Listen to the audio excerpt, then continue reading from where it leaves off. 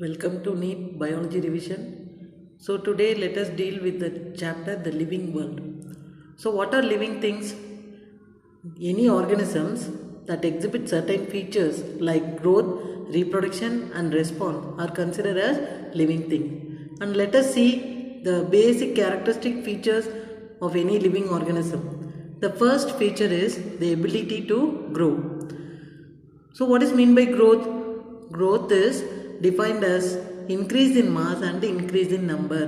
The process growth occurs due to the cell division. Okay, so usually growth means smaller size will be increased into bigger size, whereas inside our body, if you see the red blood cells means the size will decrease as they mature. So inside our body the cells are uh, undergoing the growth in reverse manner, that is bigger to smaller. And the next feature is reproduction. So how will you define reproduction? It is the ability of the organism to produce offsprings. So it is termed as reproduction, and you all may know the three modes of reproduction. Yes, there are three modes, namely sexual reproduction, asexual reproduction and vegetative reproduction. So what is the difference between sexual and asexual reproduction? In asexual method, the offsprings are identical to the parents, whereas in sexual reproduction, they are partially similar. And let us see some examples. So first example for vegetative budding is yeast and hydra. And the second one is true regeneration. What is mean by regeneration? So any lost body parts can be regenerated. So this is done by the flatworm called planaria. So it is the best example for true regeneration, so that it can regenerate all the lost body parts. Whereas in case of lizard, it has the ability to develop the cut end of the tail. Okay, so partial regeneration. So here the planaria, it can regenerate the whole body parts. So that is called as true regeneration.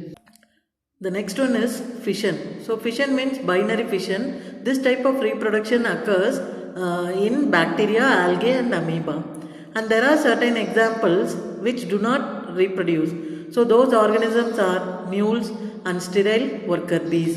And the next important feature is metabolism. So what is metabolism? The sum total of all chemical reactions that occur inside our body is termed as metabolism. And it is of two types, namely anabolism and catabolism. Anabolism means constructive reaction. For example, all the simpler substances are combined together and form a complex substances. Example, all amino acids, they constitute together to form a proteins. And similarly, catabolism, it is a destruction reaction. So here the complex substances are degraded or undergo destruction into simpler substances. For example, starch can be metabolized into simple glucose molecule. So all the biomolecules, namely carbohydrate, proteins and lipids present in our food, they undergo metabolism, and all living things, they undergo metabolism. Why? Because in order to get energy. So after our digestion, the nutrients will be absorbed from the food, and the waste materials are excreted, and this metabolism occurs continuously to give us energy. And the next important feature is cellular organization and consciousness.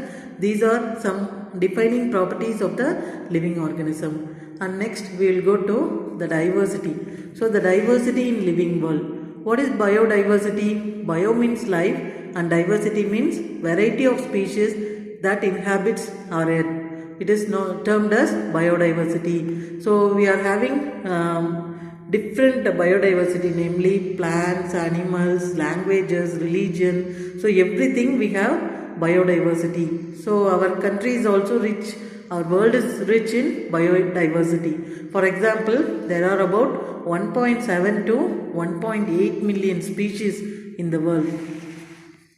And next we will see some important terms.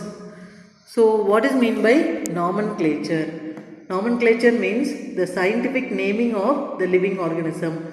Why this is important? Because in order to identify the living organisms, and it should be easily understand for every public. So since our earth is rich in biodiversity, if a common name is given to that living organism, means it is easily identified by all the people. So only nomenclature is very important, and there are two important abbreviations, namely ICBN and ICZN. So you all know what is ICBN, International Code for Botanical Nomenclature, that is for naming the plants, and the International Code for Zoological Nomenclature, that is for animals.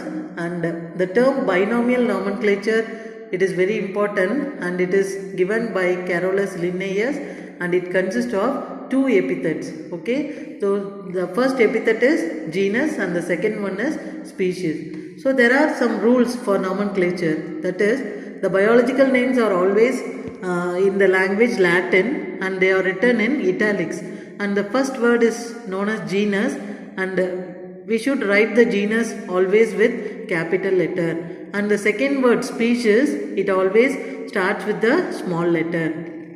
Example, the well known example and binomial name for mango is Mangifera indica. So M, that is the genus name, it starts with the letter capital M, whereas indica, it is the species, one of the variety of mango.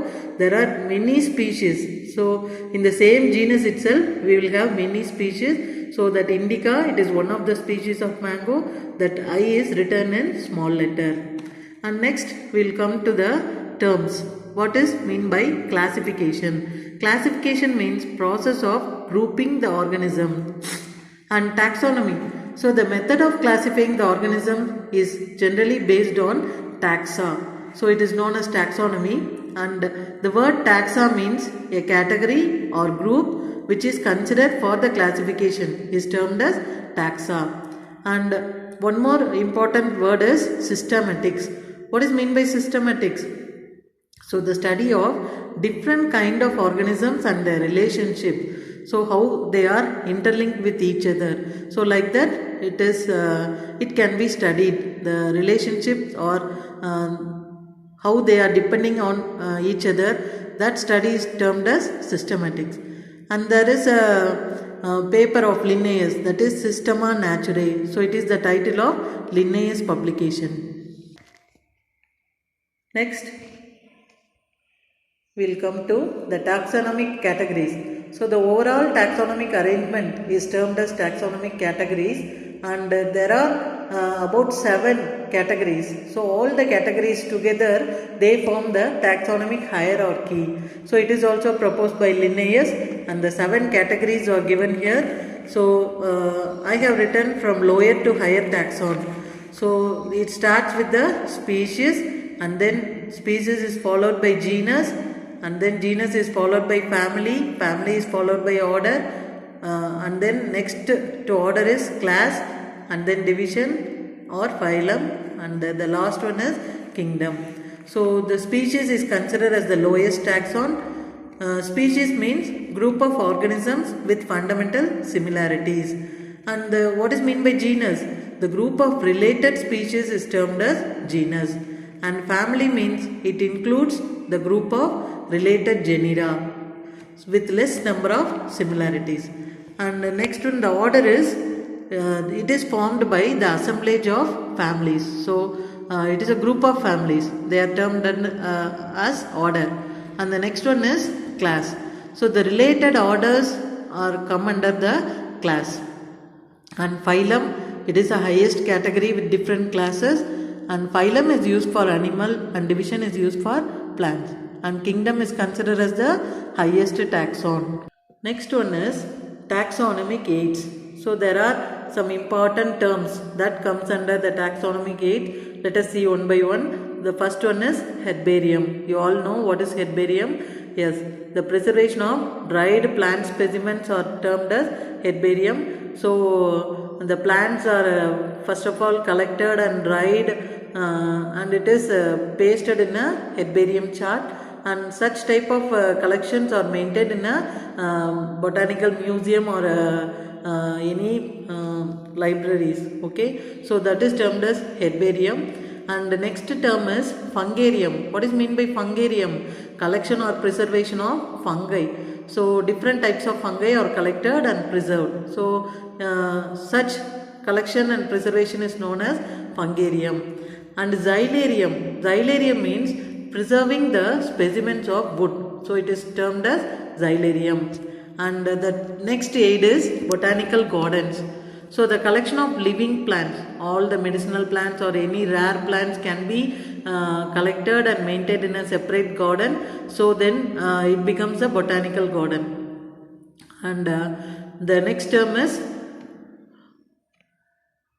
Arboreata. Arboreata means botanical gardens that are specialized in trees.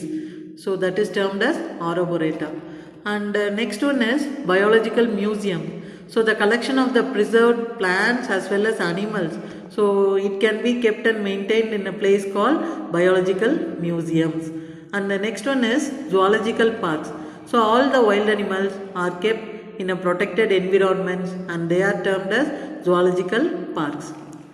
And couplet. What is meant by couplet? The key is based on contrasting characters as a pair. So it is called as couplet. And what is meant by lead? Each statement in a key, it is termed as lead. So the taxonomic aids. What is the use of the taxonomic aids? It is used for identifying the plants and animals, and these are the different taxonomic aids, namely flora, manuals, monographs and catalogs. Flora means the account of habitat and distribution of the plants. Habitat means living place. So the distribution of plants in different areas, it is termed as flora. And manuals means it will provide information for identifying the name of the species. And monograph, it have the information of any one type.